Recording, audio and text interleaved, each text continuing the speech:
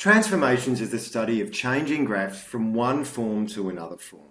Now what that means is that if I started off with some sort of a parabolic graph and I transform it, then I'm going to end up with some other sort of parabolic graph. It might look like that, it might look like that, it might be in a different location and whatever. In the same way as if I start off with some sort of sinusoidal graph and I transform it, I'm still going to end up with that sort of graph, but it might look different and it might be in a different location. What transformations doesn't involve in Year 12 methods is moving from a parabola to a completely different sort of graph. So that doesn't happen. Now, there's a basic form that you can write, or basic formula you can write, to be able to ascertain what transformations have taken place from your standard graphs to a new graph. And what we say that is something along the lines of this. Y equals, and I'm going to use different colors as well as different shapes. There's an orange tall diamond times some function of, now let's use another color, 1 over a yellow, and I've got a short wide diamond there, and then a single x minus, now I'm going to go into triangles here, a triangle pointing to the right, and then a plus, and then I'm going to make a triangle pointing upwards. And the reason I've chosen these specific shapes and what I'm doing is that my orange triangle, or my orange diamond there, that is all about a dilation of your function, that should be an O, up and down, so in the vertical direction. My yellow diamond, which is a much wider diamond, oops, that didn't work the way I hoped it to, which is a much wider diamond, that is all about a dilation in that direction, so in the horizontal direction, which is where my yellow diamond is pointing. This is pointing up and down, this is pointing across. My blue triangle, that's all about a translation. And a translation is a movement, and it's a movement that way. And my green triangle is also all about a translation, but because it's pointing up, it's about a translation moving upwards. If I can get any formula or any equation into this format, then I can see my dilations and my translations. Now, transformations are all about dilations, translations, but also reflections. And the way reflections appear is here and here. If there's a negative, they reflect. So if there's a negative number here, it can be a number other than 1, but if it's a negative number, it means it's reflected in the vertical direction, or the reflection flips it upside down. And if there's a negative number here, my reflection reflects from left to right. So my reflections are considered what my negatives are, and my dilations are the numbers here.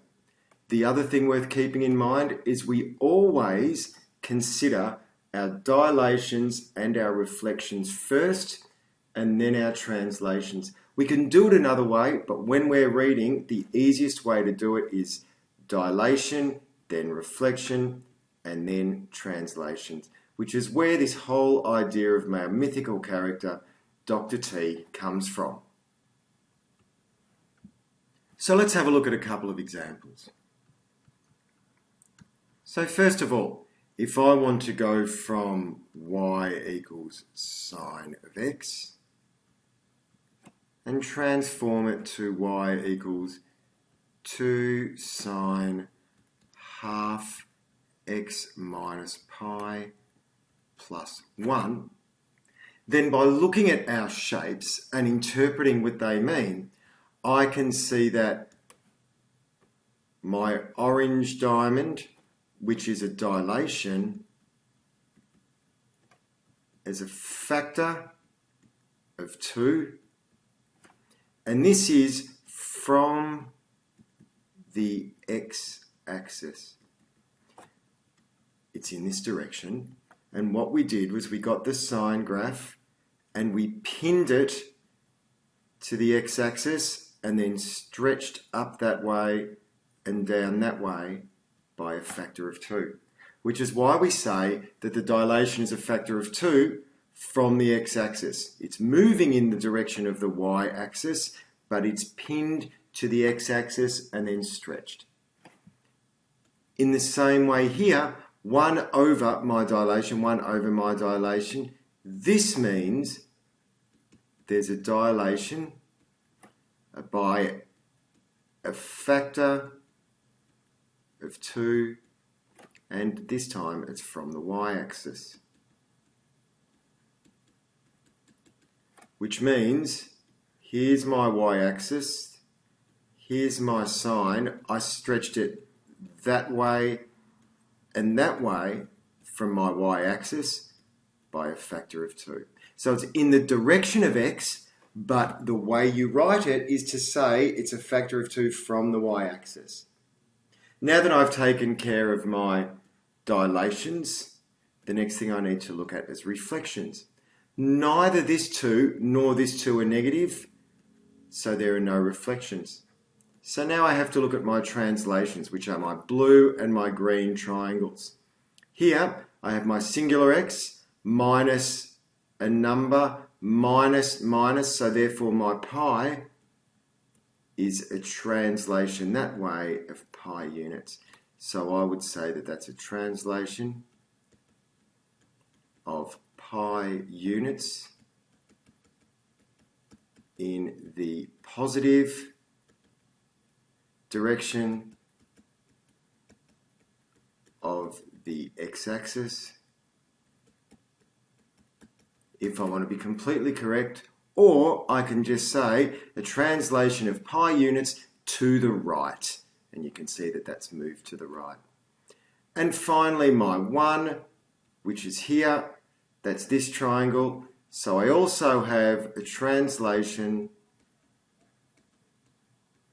of 1 unit up, or 1 unit in the positive direction of the y-axis. So that's one example. Now let's do another one that's a little bit more complex.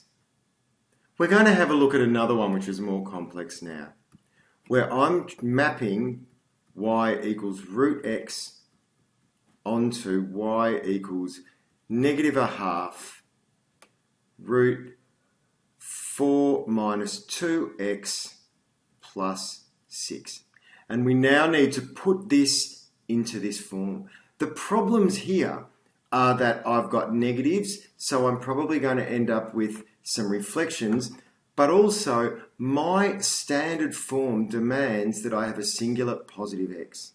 So the first thing I need to do is I need to create inside my square root function a single positive x. And what I'll do there is I'll write minus a half outside of negative 2 bracket x minus 2 bracket plus 6. Now that I've constructed that, I can have a look at what my dilations and reflections are first, because remember, dilation, reflection, transformation or translation. So we start off. For my orange, if I look here, I have a dilation of a factor of a half from the x-axis and negative a reflection in the x-axis. That's my first step. Secondly, when I look at the yellow, this is also a dilation, but remember, my dilation is the denominator when it's placed with a numerator of 1. So negative 2 equals 1 over negative a half. Therefore, my negative a half, you can see I made the negative 2 and I have to turn that into the fraction here. So my negative half, that tells me it's got a dilation of a factor of 1/2 from the y-axis, and the negative tells me a reflection in the y-axis. Thirdly, we can go to our translations now, because I've already done my dilations and my reflections. So my translation here is 2 units to the right, and my translation here is 6 units up. So I have a dilation of a factor of a half from the x-axis and a reflection in the x-axis. I have another dilation of a factor of a half and a reflection in the y-axis here.